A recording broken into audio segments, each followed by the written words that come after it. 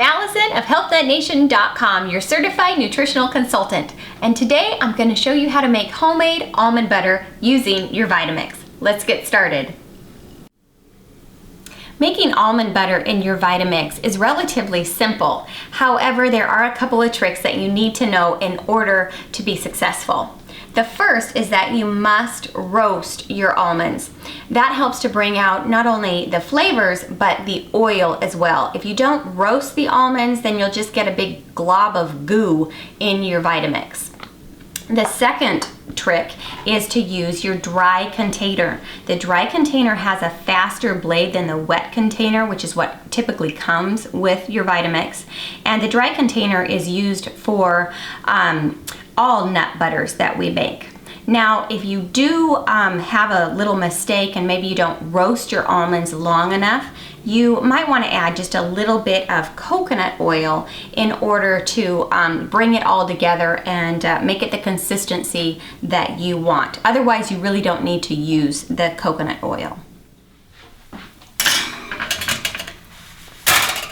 So you know that your almonds are toasted properly when you start to see a browning, and also you can really smell when they're done. However, I like to take one off and let it cool and then bite into it and make sure that it has a kind of a dry, toasty flavor.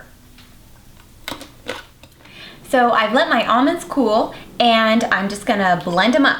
Now, I do want to reiterate how important it is to use your dry container. I tried using the wet container multiple times and it never worked for me. It may work for you. Give it a try and let me know. However, the dry container is all that worked for me.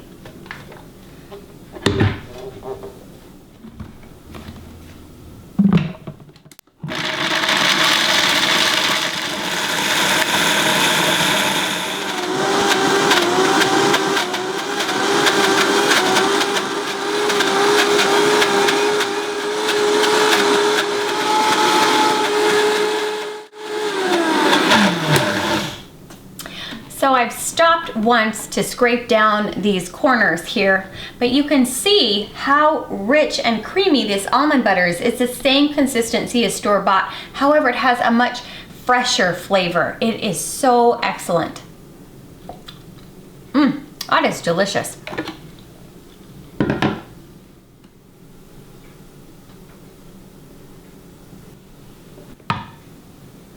As usual, it took longer to scrape the nut butter out of my Vitamix than it did to even make it in the first place.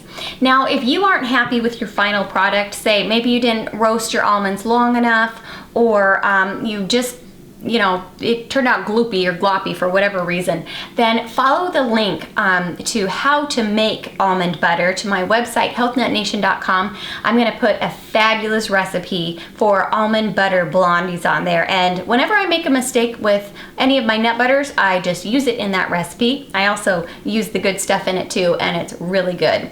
To your health.